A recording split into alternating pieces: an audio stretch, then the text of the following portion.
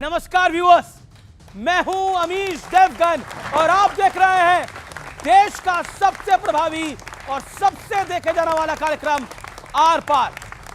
आज देश की सियासत पर 360 डिग्री वाली चर्चा का दिन है, क्योंकि चुनाव आयोग से लेकर संविधान बचाने वाले सियासी नैरेटिव तक कांग्रेस लगातार मोदी सरकार को घेरने में जुटी है। हालांकि महाराष्ट्र विधानसभा चुनाव में गड़बड़ी वाली याचिका को बॉम्बे हाईकोर्ट ने खारिज कर दिया है और खारिज करते हुए कहा है कि बिना किसी सबूत के निराधार आरोप लगाए गए हैं और हास्यास्पद दावे किए गए हैं, यह कहा है कोर्ट ने। इसके बाद भारतीय जनता पार्टी ने कांग्रेस पर हमला करते हुए कहा है कि कांग्रेस को हार का हैंगओवर बर्दाश्त ही नहीं हो रहा और उससे बाहर ही नहीं निकल पा रही।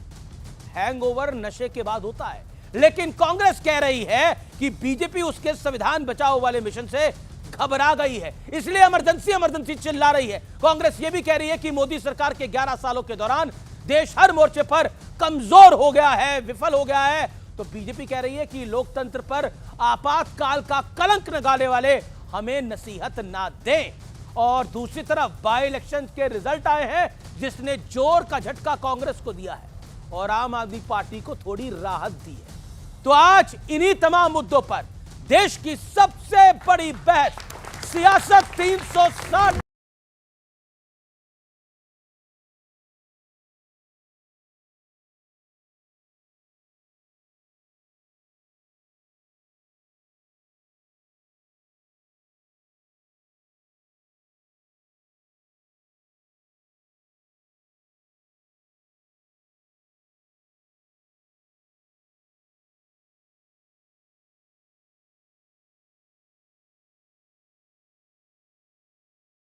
मालूम है सेक्युलरिज्म और सोशलिज्म की वो प्रस्तावना में नहीं थे पहले, तो क्या वो रहनी चाहिए?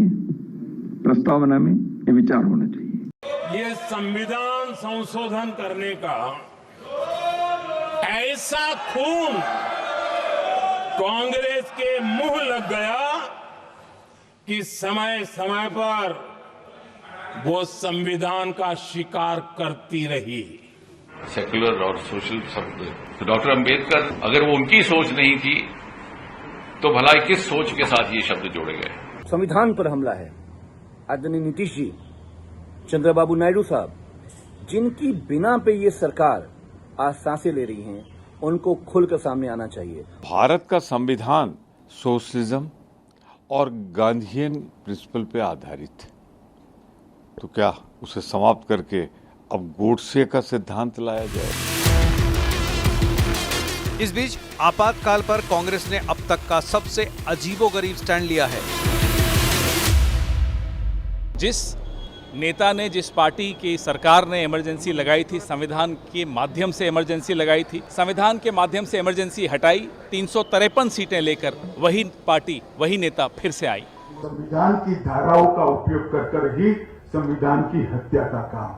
ये सब हुआ और क्यों हुआ? ये एक परिवार के कारण। जब परिवार को राष्ट्र से बड़ा मानते हैं तो इमरजेंसी जैसे स्थिति आई। उधर महाराष्ट्र में फर्जी वोटरों वाले आरोपों की याचिका को बॉम्बे हाई कोर्ट ने खारिज कर दिया है। चुनाव आयोग ने 12 जून को चिट्ठी लिखकर राहुल गांधी को जवाब दिया था।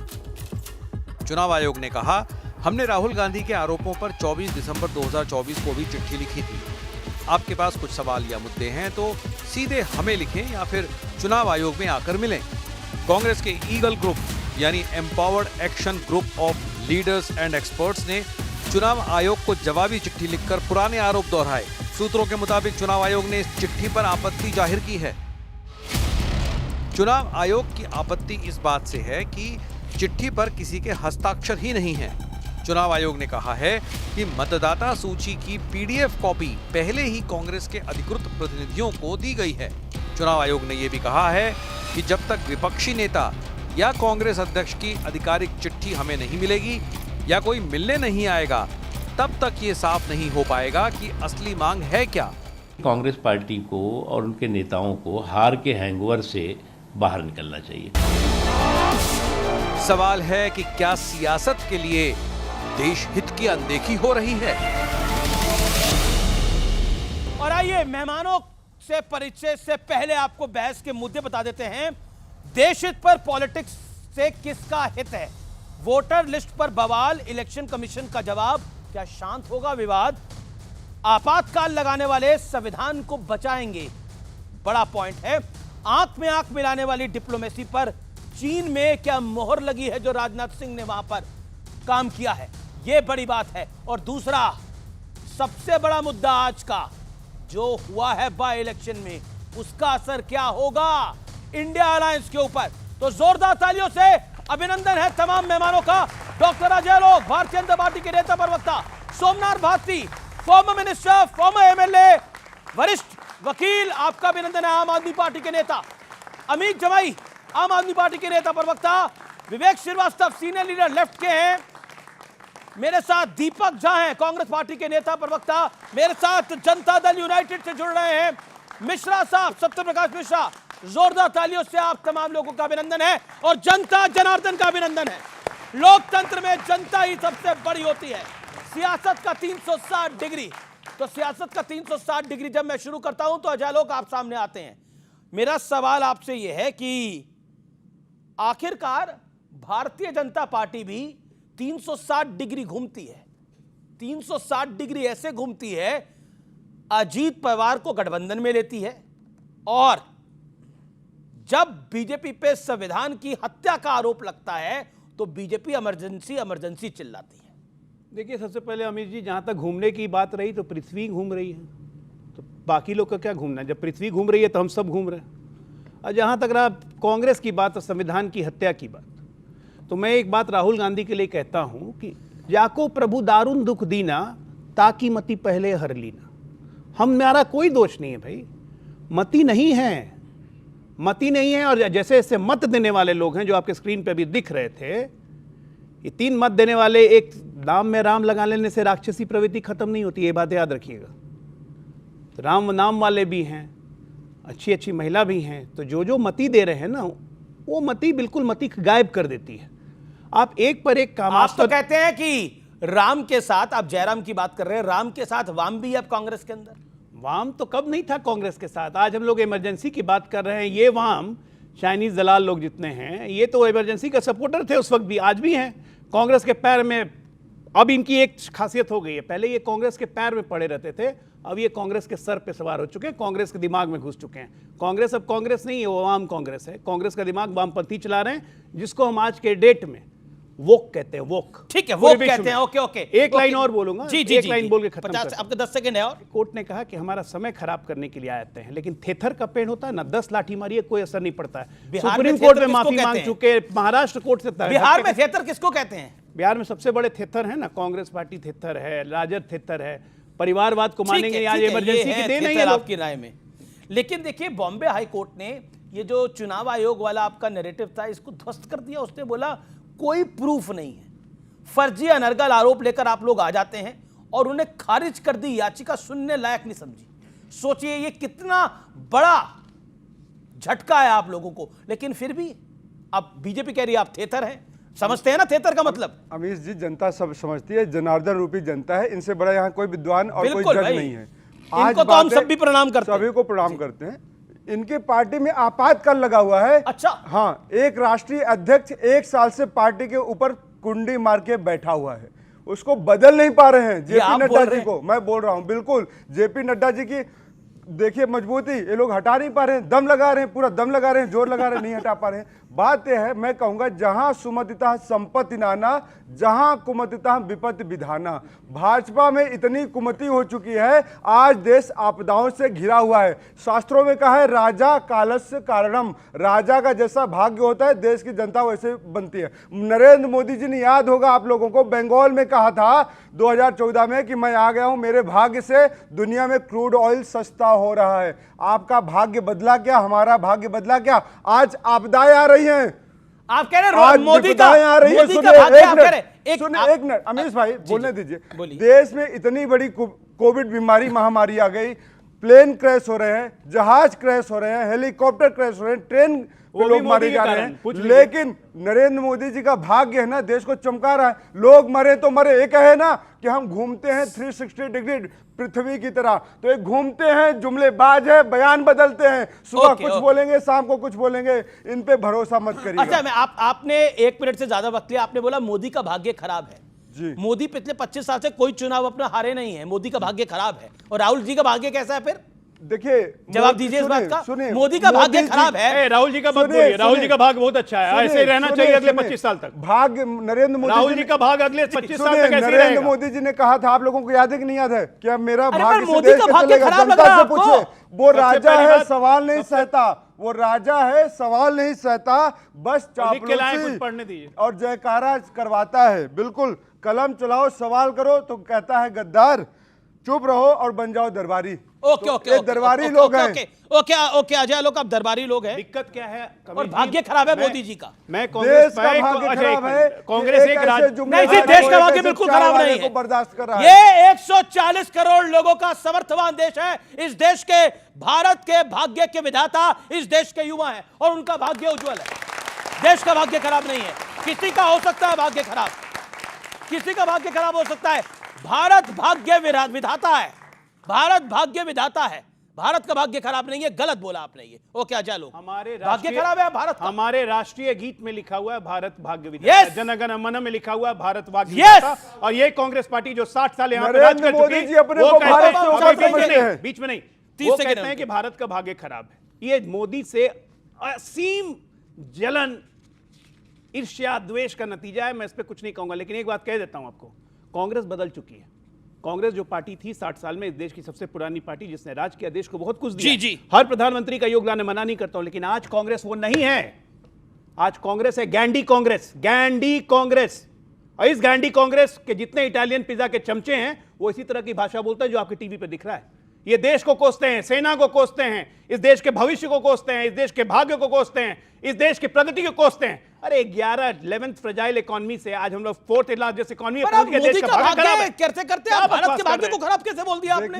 जवाब इस बात के ऊपर 40 सेकंड। देन सोमनाथ भारती जी। नफरत की चादर ओढ़ के खुद को प्रधान सेवक कहते हैं, महंगाई बेरोजगारी से मुंह मोड़ के मंदिर मस्जिद भी लड़वाते हैं, तो इनको हम नेता कहेंगे? ये हमारा भाग्य बनाएंगे? नरेंद्र मोदी जी का बयान है कि नहीं बयान है? आप बताइए। उन्होंने कहा था कि मेरे भाग्य से मंदिर मस्जिद पे लड़ाई हुई, राम मंदिर बना लड़ाई हुई, ये नहीं बनाने दे रहे थे। इनको चुप कराइए। राम मंदिर ये नहीं बनाने दे रहे थे। राम मंदिर बनने पे लड़ाई हुआ। अमीश भाई चुप किस कराइए। मस्जिद को तोड़ी गई है जिसके लिए लड़ाई हुई है? आप बताइए ना, झूठ बोलते हैं ये। देश के युवा को, इस देश की जनता को रोजगार चाहिए कि नहीं चाहिए?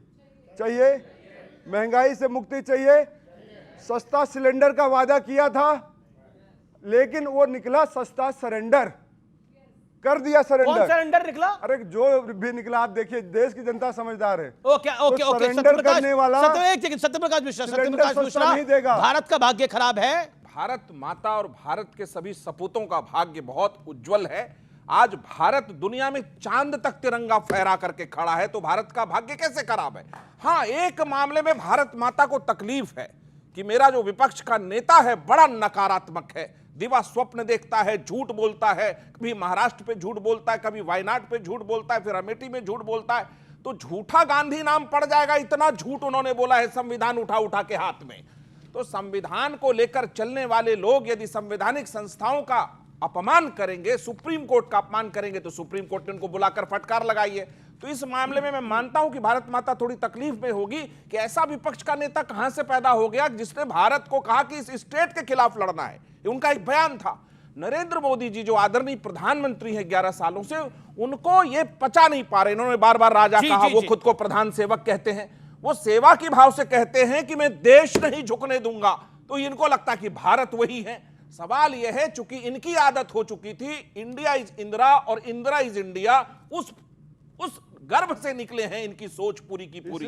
सवाल यह है, अभी आता हूं महंगाई बेरोजगारी मान लेते हैं। इनके समय की जो महंगाई दर है उसको बोलना नहीं चाहता, लेकिन हमने जो एनडीए की सरकार रही, दुनिया महंगाई दरों में ग्रसित थी, लेकिन भारत ने अपनी महंगाई दर को कम की।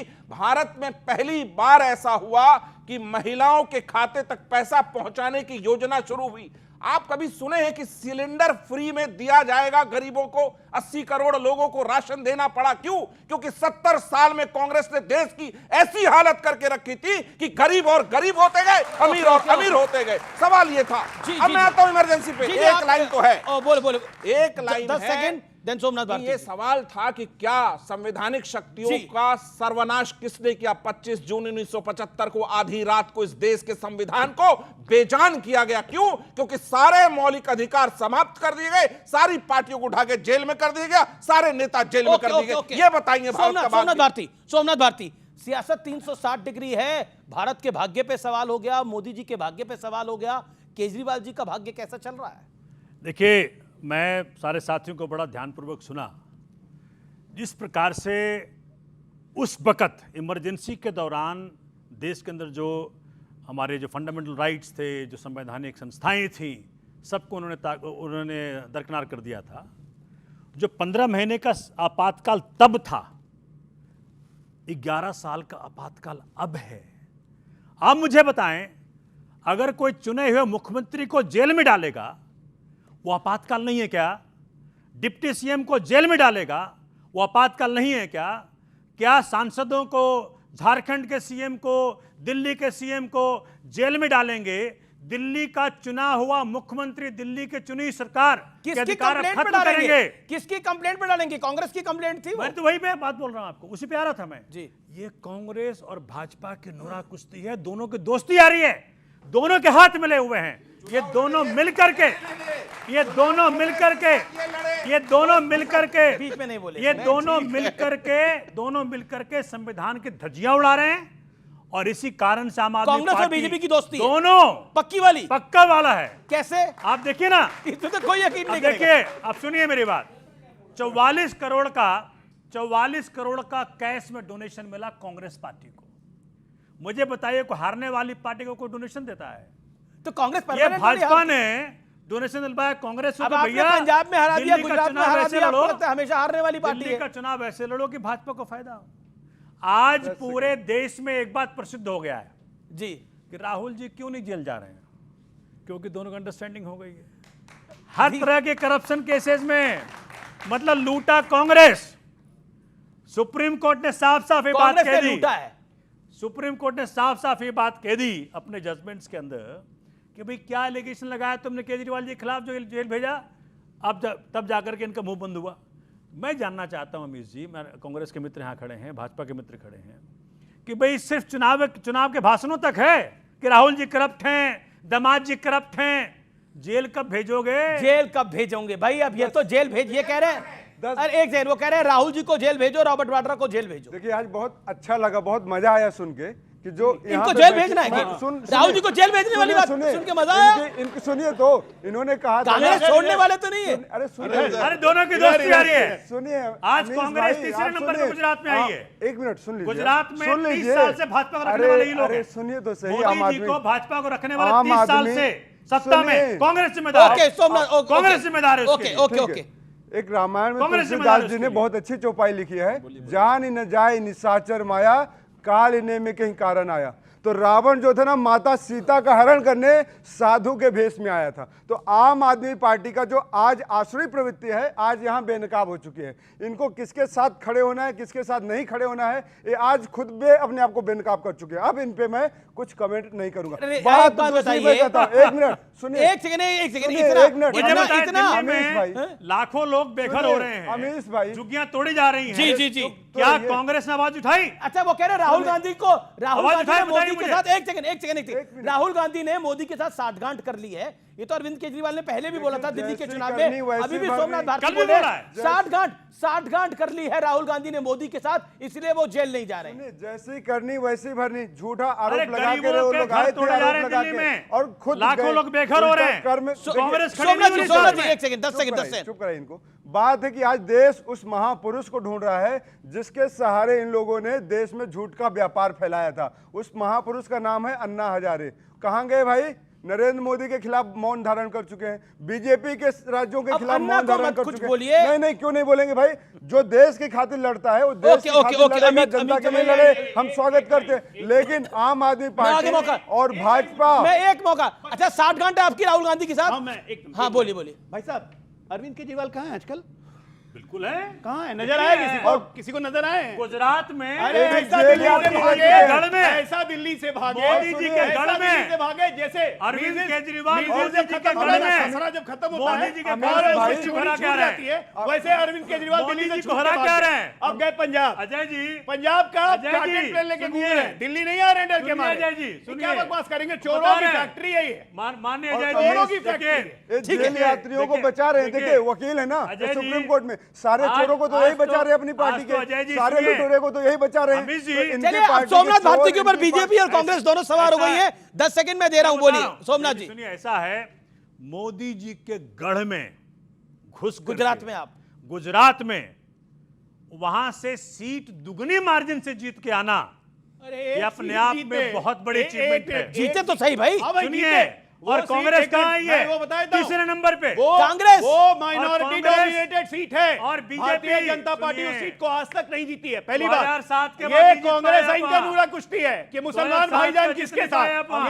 लेकिन कांग्रेस का तीसरे नंबर पर आना, कांग्रेस का तीसरे नंबर पे आना गुजरात में बड़ी बात है। ओके, मैं विवेक आपके पास आऊंगा, लेकिन पहले अमीक जमई जवाब। ये 2025 में अलायंसेस के संदर्भ में समाजवादी पार्टी कहां खड़ी है आज? देखो 24 में देश के नंबर 3 पार्टी है समाजवादी पार्टी। जो अलायंस बना, नरेंद्र मोदी का, भारतीय जनता पार्टी का, एनडीए का जो 14-25 का झूठ था, 2024 में उत्तर प्रदेश वालों ने भारतीय जनता पार्टी को पैदल कर दिया।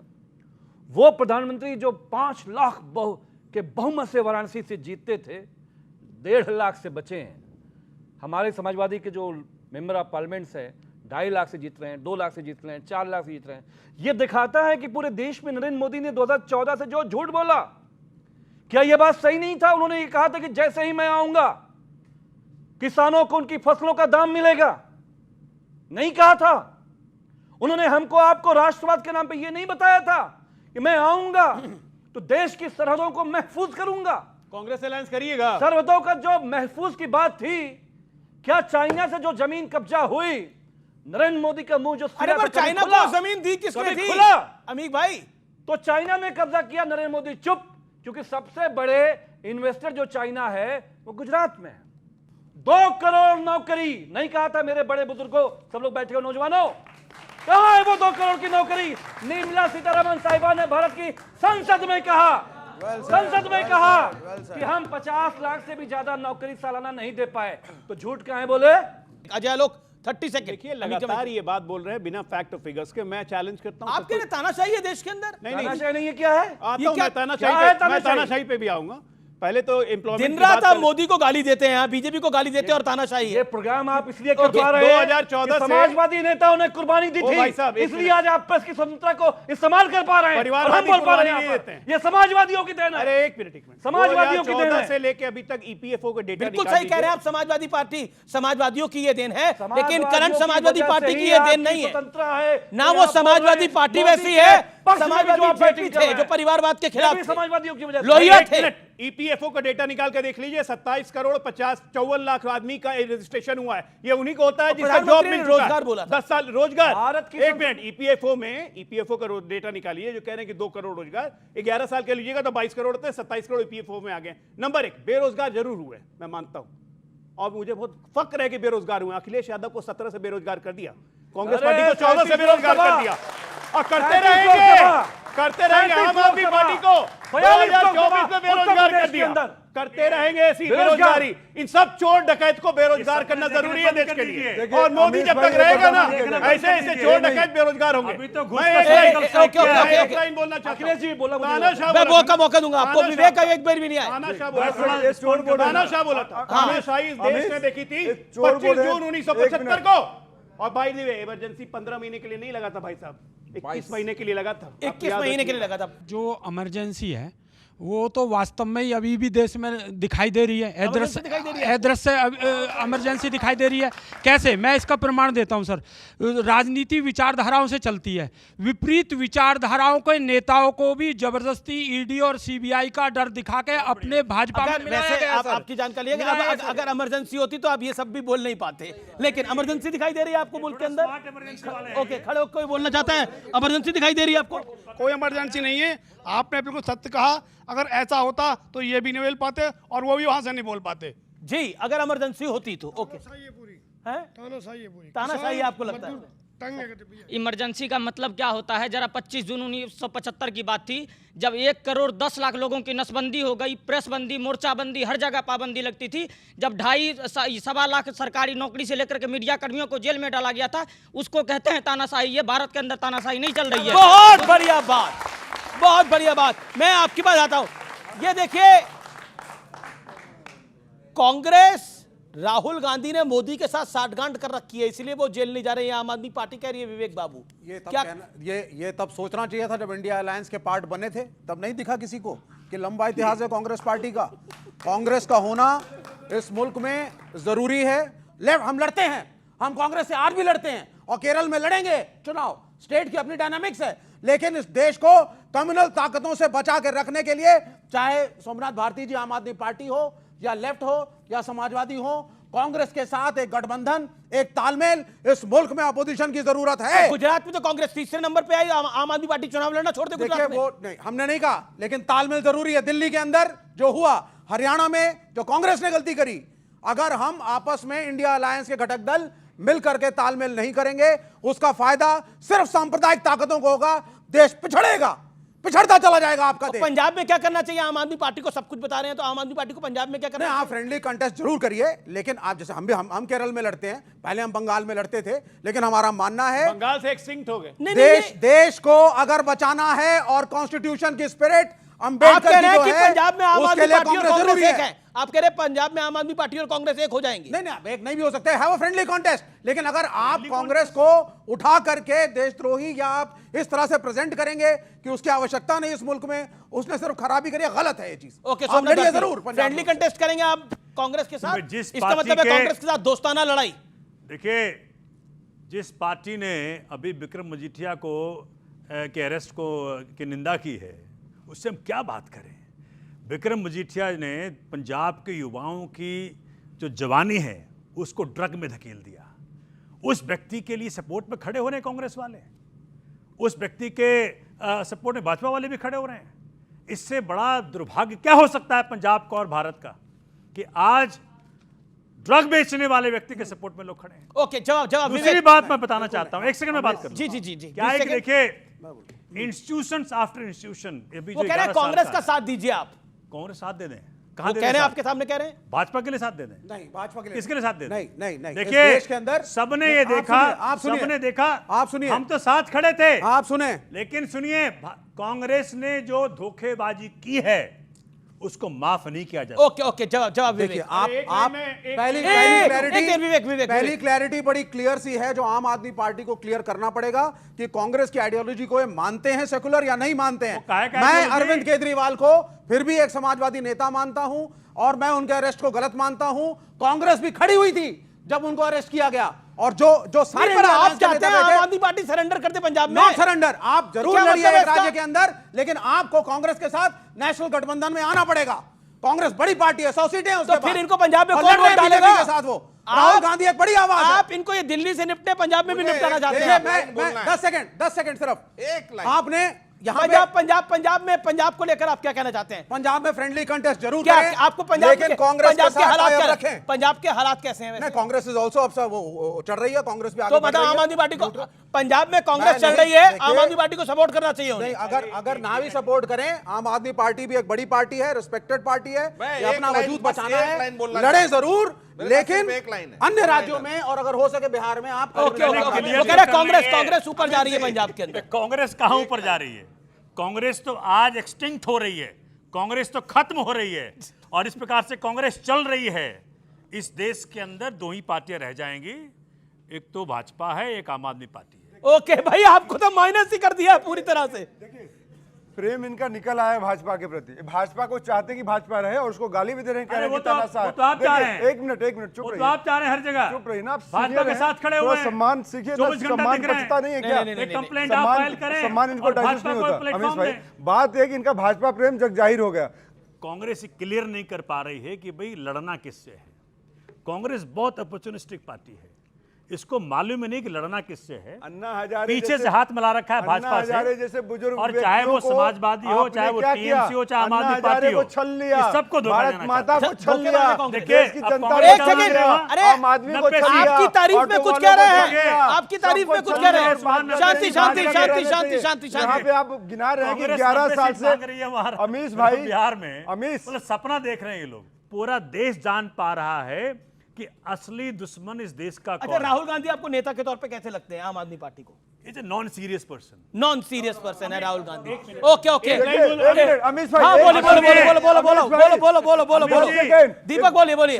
2 बोतल फ्री में बांटने वाले, सुनिए 1 मिनट बता दूं मैं। ओके 2 बोतल कांग्रेस राहुल गांधी, तो राहुल गांधी जी को कब हटाएंगे आप भाई?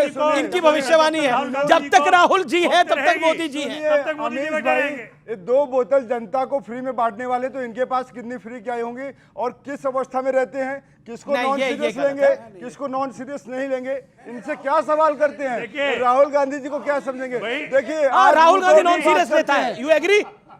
की खासियत सुन राहुल गांधी नॉन सीरियस लेता है, नॉट एट ऑल। बोला राहुल जी को रिस्पेक्ट करता हूं और वो अकेला ऐसा नेता है। मोदी साहब जब तक प्राइम मिनिस्टर है, एक सेकंड बेघर हो गए। Let's talk about Rahul. Deepak Shanti, okay Rahul Gandhi की खासियत, राहुल गांधी की खासियत यहाँ बोला था मोदी साहब, सुनिए सर, जब तक मोदी साहब इलेक्शन जीत रहे हैं, मोदी का वजूद है। लेकिन नेता वो होता है जो अपना संघर्ष करके देश को दिशा देता है। क्या बात कर रहे हैं आप? राहुल नेता वो होता है जो चुनाव हारता जाए। ना और मोदी चुनाव जीत रहा है तो वो तब तक उसका वजूद है। कमाल क्या लॉजिक है इसका मतलब? तभी महाराज लेफ्ट का ये हालात। ना बिल्कुल नहीं, तभी लेफ्ट के ये हालात। बिल्कुल नहीं। आपकी सलाह मान के आप कांग्रेस को डुबा देंगे। आप संघर्ष कर रहे हैं, राहुल गांधी की कमाल का संघर्ष हो रहा है। ओके, अजय लोग काफी देर से वेट करें। नहीं शांति, अजय लोग मतलब आपका लॉजिक क्या है? जो नेता चुनाव हार रहा है वो नेता है और जो जीत रहा है वो नेता नहीं है। कमाल की बात है। जो बच्चा फर्स्ट आ रहा है वो इंटेलिजेंट नहीं है। मैं कहना चाहता हूं कि ये जो तूतू में कर रहे हैं कांग्रेस वाले और झाड़ू छाप वाले, आप देख लीजिएगा, इन लोग दोनों का अंदर साठ गांठ हो चुका है, समीकरण हो चुका है। इन लोग विलय पंजाब में आपको लग रहा है हर जगह आने वाला दिन में प्रेस कॉन्फ्रेंस करके आप कह रहे पंजाब में आम आदमी पार्टी और कांग्रेस एक है। बिल्कुल आने वाले दिन में प्रेस कॉन्फ्रेंस करके ये बड़ी बात है। पर आम आदमी पार्टी डिनाई कर रही है इस बात को। मेरा सवाल ये है कि सभी पार्टी आपस में एक दूसरे पे ब्लेम लगाती हैं, लेकिन आज के टाइम में जो हमारे जनता है, क्या उसके विषय में कोई विचार है? जिस प्रकार से जो सरकारी योजना चल रही है, उन सरकारी योजनाओं को जो 60 साल का बुजुर्ग है वो तहसील में चक्कर काटता रहता है और उसकी वहाँ पे नहीं सुनी जाती है, उन पे भी विचार हो। वो भी विचार हो। ओके अमित जमाई कुछ कहना चाहते हैं? अमित जमाई बोलिए। देखिए, मैं 2 बातें छोटी, ये अच्छा पॉइंट है। एक न्यू नॉर्मल है। सब ये मान रहे हैं कि दिल्ली में झुग्गियां टूट रही हैं। वो झुग्गियां नहीं है, गरीबों के महल हैं। लोग टूट जाते हैं एक घर बनाने में, बिल्कुल। तुम तरस नहीं खाते बस्तियां ढाने में। आपने, मोदी जी ने वादा किया था कि जितने भी इस देश के निवासी हैं उनको हम घर देंगे। क्या ये बात सही नहीं सोमनाथ जी? ये पूरा मामला केंद्रीय शहरी मंत्रालय से जुड़ा हुआ है। पूछना चाहूंगा मैं अजय आलोक जी से कि दिल्ली में जो गरीब गुरबा लोग बिहार के होंगे, यूपी से होंगे, पंजाब से होंगे, जिन्होंने मुश्किल से अपना घर बनाया होगा, अरे बांग्लादेश की जो बहन है ना, वो नरेंद्र मोदी की बहन है। ठीक है, चुप रहो अभी। तो ये जो घर है जो टूट रहे हैं, ये जो घर, कोई नहीं बोल रहा है।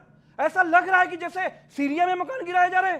नंबर 2, एक छोटी बात, हमारे बुजुर्ग ने कहा, विद्या ददाती विनयम, बोलने का सर तमीज सीख लीजिए। आप पढ़े लिखे हैं। दिल्ली के लोगों को, अरे बांग्लादेशी रोहिंग्या, उनका जांच हुआ तब उनको उखाड़ के फेंक रहा है यहाँ से। बोलना नहीं, गुंडे नहीं है ये, भाजपा गुंडे। यूपी बिहार के लोगों को बांग्लादेशी बोल रहे हो।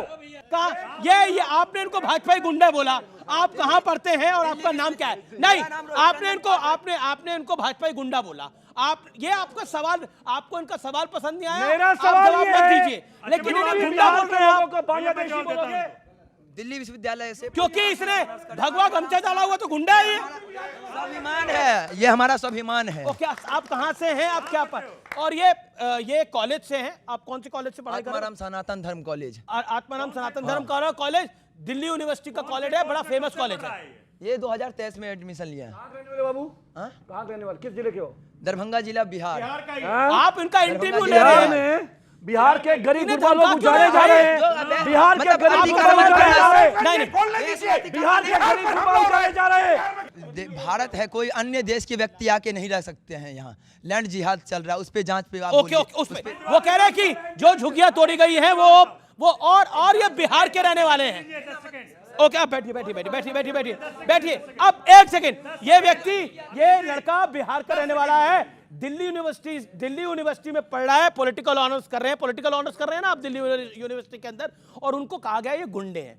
मेरा अफसोस इस बात का है कि किसी भी नेता को किसी जनता है, ये वोट डालती है, किसी की भी बात पसंद ना आए आप जवाब ना दे, लेकिन आपने भी जो बोला, बोलने की तमीज, वो गलत था। आपने भी जो भाषा का इस्तेमाल करा उसको मैं गलत मानता हूं। लेकिन नीतीश जी के प्रदेश के लोगों का घर गिराया जा रहा है, सब चुप है। बीजेपी मैं रिस्पॉन्ड कर दूं। मैं आपको मौका दूंगा। सत्यप्रकाश मिश्रा, देखिए, समाजवादी पार्टी अगर साइकिल चलाती है तो हवा में चलाना साइकिल बंद करे, क्योंकि एक्सीडेंट होगा। पहली बार इस देश में किस सरकार ने गरीबों का घर बनाया?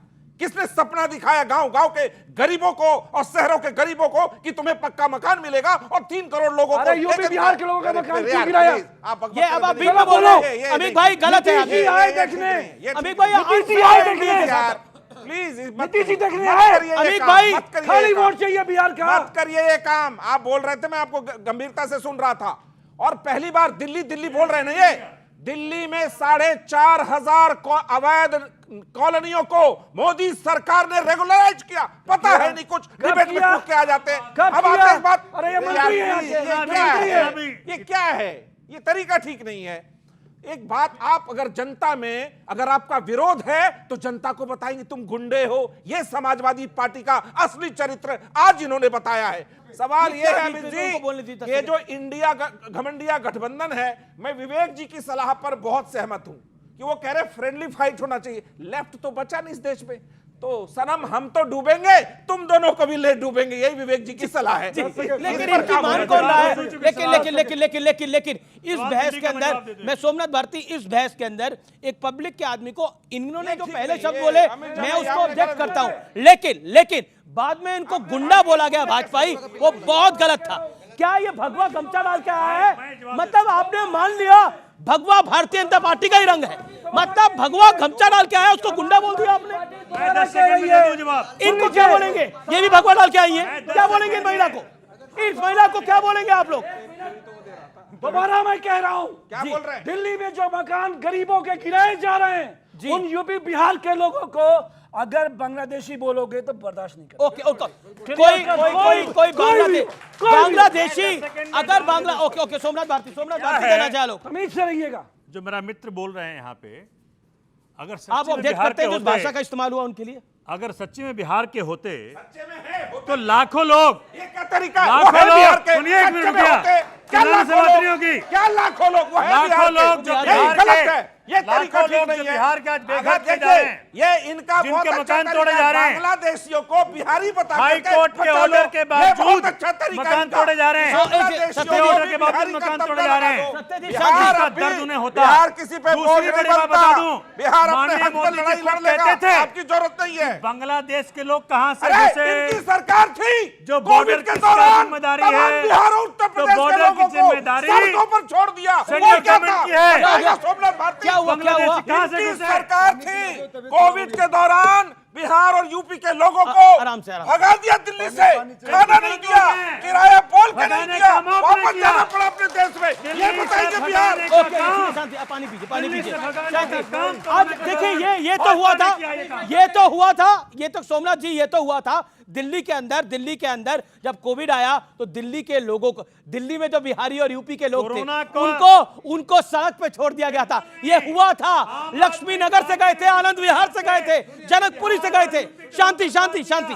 अरे हमने क्लियर कट, रेखा गुप्ता हमारी नई मुख्यमंत्री खुले आम बोला, जहां झुग्गी वहां घर, लेकिन बांग्लादेशियों को घर नहीं, बांग्लादेशियों को कान पकड़ के बाहर निकालेंगे देश से। बांग्लादेशी इनका कहां से आए दर्द वहां पिछले होता 11 है। साल में? ये बिहारी का अपमान ये करते कहां हैं, से घुसे? ये बिहारियों का अपमान करते हैं। कहां से घुसे? खड़गे ने बोला कि सुनिए। बिहार एक छोटा सा राज्य, अभी- छोटा मोटा राज्य, मोदी वहां अभी- चले जाते तो हैं। उधर करिए ना। और आज बिहार यूपी के अरे तो बारे उधर करिए ना। में ये गुंडा कहते हैं। आलोक जी उधर एक करिए। बिहारी को गुंडा कह रहे आप हैं। उधर करिए। सोमनाथ भारती ने नहीं बोला। नहीं, मैं अमित जमाई को बोल रहा हूँ, एक हमने बिहारी नहीं को कहा। गुंडा कह रही है, भाजपा ही गुंडा। अगर भाजपा बिहारी ही गुंडा है ना तो गुंडा ही इनकी बुलवा सुनिए। देंगे सफाई को। ये कहना बात नहीं है। सुनिए। 4.5 करोड़ घर हमने बना के दिए, कोई समाजवादी पार्टी मुझे आम आदमी बताइए। पार्टी नहीं बना के दिया। ओके ओके, आपका पॉइंट क्या है, अपनी बात क्या है? मेरा सोमनाथ जी से एक कुछ सवाल है कि आप कह रहे हो कि झुग्गी झोपड़ी वाले बेघर कर दिए। आपकी सरकार दिल्ली में रही, आपने कितने झुग्गी झोपड़ी वालों को मकान बना के दिए?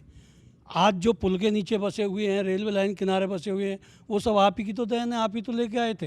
अरे आप उन्हें घर बना के देते तो आज क्यों झुग्गी झोपड़ी में? ठीक है, ये वो कहते हैं आपने बड़ा जिनको अच्छा नहीं बसाया। सुनिए। अब बताइए, जवाब देने का रेलवे बनता लाइन है। के ऊपर वो गरीब आदमी अब रेलवे जवाब लाइन देने पे का बनता रहेगा है। तो उसको नुकसान ही होगा ना। अब जवाब देने का बनता है ना। माननीय मोदी जी का पुराना निकाल लीजिए स्पीच। किसके पास है इंटरनेशनल बॉर्डर? किसकी ड्यूटी थी रक्षा करने की? बांग्लादेशी कहां से घुसे? बॉर्डर पेनिट्रेट किसने किया? बीएसएफ किसके कब्जे में है? इनके कब्जे में है ना। किसने आपने घुसाया कितने घर दिए? आपने अपनी सरकार में कितने घर दिए? समाजवादी पार्टी बताए उसने गरीबों को कितने घर दिए अपने दौर में? भारतीय जनता सीधी सी पार्टी बात है बांग्लादेश भाई, में अगर कितने अगर के अंदर? मूलभूत समस्याओं पे लोगों की बात होनी है तो कांग्रेस बताए यूपीए के काल में कितने घर बांटे, समाजवादी पार्टी बताए उन्होंने यूपी में कितने घर दिए, पंजाब में आम आदमी पार्टी है कितने घर बांट चुकी है, दिल्ली में आम आदमी पार्टी की सरकार 10-11 साल रही कितने घर बांट चुकी है। पॉइंट ये है और कितनी नौकरियां दी हैं। आप लोग तो ऐसे कह रहे हैं कि यूपीए के काल के अंदर सुनहरा योग था, हर आदमी को नौकरी मिलती थी घर से बाहर निकलता ही। रेखा गुप्ता को दिल्ली के लोगों ने वोट दिया।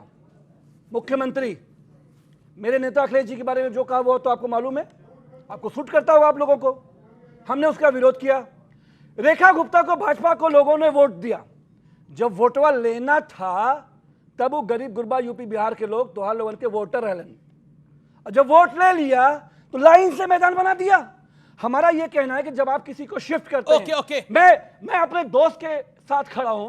बांग्लादेशियों को हम पिछले 5 साल से बोल रहे हैं, 8 साल से, जब बहन जी हसीना को लेकर टहल रहे थे प्रधानमंत्री जी इसी भारत के अंदर, हमने कहा रिपोर्ट करिए। प्रधानमंत्री टहल रहे थे बहन जी हसीना को लेकर, ऐसा ऑब्जेक्टिव बात अपने प्रधानमंत्री के लिए बोलेंगे? हमारी बहन, हमारी बहन है, देश की बहन है, हमारी बहन है। ये आदमी कभी पिल्ला कह रहा है कि ये आदमी कभी भाजपा गुंडा कह रहा है, ये आदमी कह रहा है प्रधानमंत्री टहल रहे थे बहन जी हसीना को लेकर। बहन का मुलायम सिंह बोलते थे कि रेप करने वाले लड़के को छोड़ दो, महिलाओं के प्रति इनकी मानसिकता खराब है। ये बताओ शेख हसीना, ये गलत आपने एक मिनट 10 सेकंड क्या किया था मायावती जी के साथ इन लोगों ने? क्या किया था मायावती के साथ? बहन का है। एक सेकंड अजय एक सेकंड रुके नहीं ऑल ऑडियोज डाउन नहीं ये गलत बात बोली गई, ऑब्जेक्शनेबल है, ऑब्जेक्टेड। महिलाओं के प्रति हिकारत और महिलाओं के प्रति कभी सम्मान नहीं दिखाए समाजवादी पार्टी। जहरीली मानसिकता है। डिपोर्ट क्यों नहीं किया आजम खान को एक मिनट, डिपोर्ट क्यों नहीं किया? आजम खान को जयाप्रदा के बारे में क्या बोला था? यही सैफरन कलर के बारे में, आजम खान और जयाप्रदा के बारे में, यही आजम खान थे। मुलायम सिंह यादव ने महिलाओं के बारे में क्या बोला था? और अभी इन्होंने प्रधानमंत्री को बोला कि बहन, प्रधानमंत्री नरेंद्र मोदी शेख हसीना बहन के साथ टहलते हैं। किस शब्द में, ये क्या बात है दिमाग में? अमीश भाई, ऐसे लोगों का डिबेट नहीं होती है। ओके अमीश भाई, डिबेट गलत ले जा रहे हैं आप। नहीं एक मैंने कहा देश की बहन मनमोहन सिंह जी की बहन थी। अरे ठीक है, लेकिन मेरा है, देखिए मेरा निवेदन है, प्रधानमंत्री एक बहुत बड़ा पद होता है, उसकी गरिमा, पद की गरिमा कम से कम रखें। आप मोदी को पसंद नहीं करते होंगे, लेकिन देश का प्रधानमंत्री विवेक, देखिए अब बिल्कुल आखिरी हो गया है, ये निपटारा कैसे कराएंगे आम आदमी पार्टी और कांग्रेस का? कुछ तो सोल्यूशन बताइए। सब बढ़िया चलेगा, इंडिया अलायंस एक होगा, छोटी मोटी चीजें हैं। और दूसरा देखिए, मैं आप कह रहे हैं पंजाब में एक होकर ही रहेंगे। आप सुनिए, पंजाब में कांग्रेस और आम आदमी पार्टी एक होंगे। पहली चीज वैसे इनकी एक भविष्यवाणी सही निकली थी, दिल्ली में पहली आम आदमी पार्टी और भविष्यवाणी कांग्रेस एक हो जाएंगे, एक हो गए, पंजाब में एक होंगे। सोमनाथ भारती जी, पहली भविष्यवाणी सुन लीजिए। पहली भविष्यवाणी है, बिहार में आ रहे हैं, बहुत मदद करी आज सत्यप्रकाश मिश्रा जी ने, आपको प्रणाम। आप जेडीयू डिमोलिशन ड्राइव को सपोर्ट दे रहा है। सारे बिहार यूपी वालों के घर तोड़ दो, झुग्गी तोड़ दो। जो दर्शक ये सबसे बिहार में आ रहे हैं, ये देश का सबसे पॉपुलर कार्यक्रम है। जितने बिहार यूपी के लोग आप देख रहे हैं, और करोड़ों देखेंगे, आप देखिएगा। आज आप देखिए कि जेडीयू कह रही है ये झुग्गियों को तोड़ना जायज था, इन लोगों को शेम ये और कुछ भी आप इनको बोल दो। सड़क पे ले जाना जायज था, क्योंकि इनको बिल्डरों के लिए मल्टीनेशनल देना कॉम्प्लेक्सेस पड़ेगा। बनाने हैं, जवाब देना मॉल पड़ेगा। बनाने हैं, बड़े बड़े उद्योगपतियों को जवाब लाना देना है, पड़ेगा। फंडिंग लेनी है, चुनाव लड़ना है। हराइए इनको, हराइए इनको। ओके, अच्छा एक सेकंड बताइए, एक आप कह रहे हैं कि बिहार में आप यानी आ रहे हैं, इंडिया अलायंस आ रहा है, इंडिया अलायंस आ रहा है, ठीक तेजस्वी है। यादव के पंजाब नेतृत्व में आ रहा है। पंजाब में हम तो अपील कर रहे हैं साहब से, थोड़ा फ्रेंडली फाइट कर लीजिए, इंडिया अलायंस में रहिए और रहना आप चाहिए। कांग्रेस के छोटे पार्टनर बनेंगे पंजाब के अंदर, जबकि सरकार में है। डिमांड आपसे ये है कि आप कांग्रेस के अलायंस पार्टनर बन जाइए पंजाब में। सुनिए, एक शब्द नहीं निकला जेडीयू से, जो लाखों झुग्गियां तोड़ी गई और सारे जिन जिन को तकलीफ है, जिनके मकान आसियाने तोड़े गए हैं, जो भाई ने कहा कि भाई आसियाने तोड़े गए, सपने तोड़े गए। लाखों Bangladeshi. Okay okay okay okay okay, सुनिए एक सेकंड, मैं बात पूरी कर लूं। वो सारे बिहार जा रहे हैं और सारे प्रचार करेंगे, सबको सत्यता बताएंगे कि भाजपा ने किस प्रकार से आसियाने तोड़े। गरीब का आसियाना बनने में वर्षों लग जाते हैं। दिल्ली सरकार ने अपने मैनिफेस्टो में ऑलरेडी कहा है जहां झुग्गी जिनका जाएगा उनको मकान मिलेगा, लेकिन ये क्या तुल गए हैं, ये मिलने वाला है। ऑल ड्यू रिस्पेक्ट, आपने बार बार बोला मेरे नेता अखिलेश यादव, मेरे नेता अखिलेश यादव, उसको आपने भाजपाई गुंडा भी बोल दिया, वो बिहारी स्टूडेंट है आप, लेकिन बाद में बिहार के जो लोगों का घर तोड़ा जा रहा है उनके बारे में बात कर रहे हैं। मैं किसी भी पार्टी को सपोर्ट नहीं कर रही, बट मैं एक चीज़ आपको बताना चाहूँगी, मैं खुद झांसी की हूँ, यूपी की हूँ। जो भी आपसे क्वेश्चन पूछ रहा है, पहले पूछ रहा है आपका नाम क्या है, आपका राज्य क्या है। ये तो सही बात नहीं है ना, ये तो सही बात नहीं है। जवाब अमित भाई, अगर आपका मेरा घर सपनों के बाद तोड़ा जाता तो आपको, आपके वालिदैन को, माँ बाप को, मुझे, हम सबको बहुत तकलीफ आपने होती। नाम क्यों पूछा? लेकिन हमारे उत्तर प्रदेश में मेरे जो नेता हैं बेटा, बहन मेरी, उन्होंने लोहिया आवास, जानते हो 2.5 लाख का लोहिया आवास उत्तर प्रदेश के एक उनका जिले जो में सवाल दिया। पूछा उसका जवाब दीजिए। मैंने इसलिए पूछा, मैंने इसलिए पूछा, देखो वो भगवा, उसने भगवा डाला हुआ था, वो मैंने इसलिए पूछा बेटा, अच्छा बता रहा हूँ। ओके, अच्छा सुनो, अरे तो मेरे भी साथ उसने वही सवाल पूछा। मैं ये नहीं बोल रही कि घर तोड़ना सही है या गलत, मैं सीधी बात ये पूछ रही हूँ कि इल्लीगल घर तोड़ना क्यों सही नहीं है भाई? अब किसी का मन करेगा यहाँ घर बना देगा क्या? आज का विचार, इंसान के अंदर जो समा जाए वो स्वाभिमान, जो बाहर छलक जाए वो अभिमान। सुख मनुष्य के अहंकार की परीक्षा लेता है, जबकि दुख उसके धैर्य की।